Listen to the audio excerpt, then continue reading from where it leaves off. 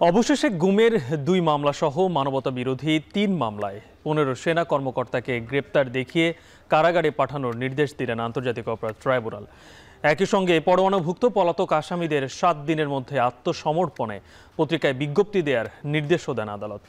এর আগে বুধবার সকালে কড়া নিরাপত্তায় শীতাতপ নিয়ন্ত্রিত প্রিজন ভ্যানে করে ট্রাইব্যুনালে হাজির করা হয় সেনা হেফাজতে থাকা ওই ১৫ কর্মকর্তাকে। এ সময় হাইকোর্ট এলাকায় নেওয়া হয় কড়া নিরাপত্তা ব্যবস্থা। বিস্তারিত প্রতিবেদনে। শীতাতপ নিয়ন্ত্রিত প্রিজন ভ্যানে করে বুধবার সকালে আন্তর্জাতিক অপরাধ ট্রাইব্যুনালে হাজির করা হয় সেনা হেফাজতে থাকা ১৫ সেনা সদস্যকে। গেল ১১ অক্টোবর তাদের বিরুদ্ধে গ্রেপ্তারি পরোয়ানা জারির পর তাদেরকে হেফাজতে নেয় সেনাবাহিনী। কড়া নিরাপত্তায় ভোরবেলায় আদালত শুরুর আগেই আসামিদের প্রিজন ভ্যানটি হাইকোর্টে পৌঁছালেও সকাল ৮:১০টায় তাদের হাজির করা হয় ট্রাইব্যুনাল ১-এ। এ সময় প্রসিকিউশন ১৩ জনের বিরুদ্ধে ২টি গুমের মামলা ও ২ জনের বিরুদ্ধে জুলাই আন্দোলনে রামপুরায় হত্যা মামলায় আসামি হিসেবে তুলে ধরে।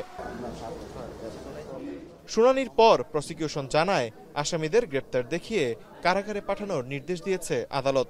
তাদেরকে গ্রেপ্তার দেখিয়ে কারাগারে প্রেরণের নির্দেশ দেওয়া হয়েছে এবং পরবর্তী তারিখ ২০শে নভেম্বর ধার্য করা হয়েছে এবং এই মামলায় শেখ হাসিনা সহ জেনারেল তারিক সিদ্দিকী সহ যে সমস্ত আসামি পলাতক আছেন তাদের বিরুদ্ধে পত্রিকায় বিজ্ঞপ্তি দিয়ে হাজির হওয়ার জন্য নির্দেশ দেওয়া হয়েছে। আগামী ১ সপ্তাহের মধ্যে এই পত্রিকায় বিজ্ঞপ্তি দিয়ে তাদের হাজির হওয়ার জন্য বলা হয়েছে। তাদেরকে কাস্টডিতে প্রেরণের নির্দেশ দেওয়া হয়েছে। কাস্টডিতে প্রেরণ মানে হচ্ছে কারা কর্তৃপক্ষের অধীনে তারা চলে যাবেন। কারা কর্তৃপক্ষ তাদেরকে কোথায় রাখবেন, অর্থাৎ কোন জেলে রাখবেন, কোন সাব জেলে রাখবেন, ঢাকায় রাখবেন না চট্টগ্রামে পাঠাবেন না অন্য কোথাও রাখবেন, এটা অ্যাবসোলুট অথরিটি কারা কর্তৃপক্ষের অর্থাৎ সরকারের। আদালতের কাজ হচ্ছে তাদেরকে কাস্টডিতে পাঠিয়ে দেওয়া। কাস্টডিটা মেনটেন করেন রাষ্ট্র বা স্বরাষ্ট্র মন্ত্রণালয় অথবা মোর স্পেসিফিক্যালি কারা অধিদপ্তর। সুতরাং কারা কর্তৃপক্ষ তাদেরকে কোন কারাগারে রাখবেন সেটা তারাই নির্ধারণ করবে। আগামী ৫ ও ২০ নভেম্বর এই ৩ মামলার পরবর্তী তারিখ ধার্য করা হয়েছে।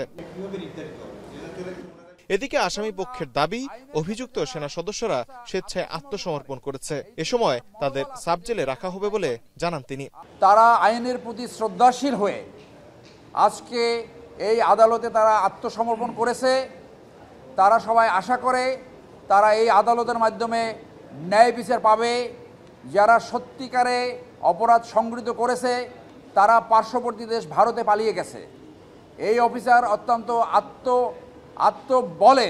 বলিয়ান এবং তারা নির্দোষ এবং তারা কোর্টের মাধ্যমে ভবিষ্যতে নির্দোষ প্রমাণিত হবে বলে আমরা আশা করি। তিনি আরও দাবি করেন আসামিরা কাস্টডিতে নয় বরং সেনা আইন অনুযায়ী আর্মির অ্যাটাচমেন্টে ছিল। আগামী শুনানিতে তাদের জামিন আবেদন করা হবে বলেও জানান এই আইনজীবী।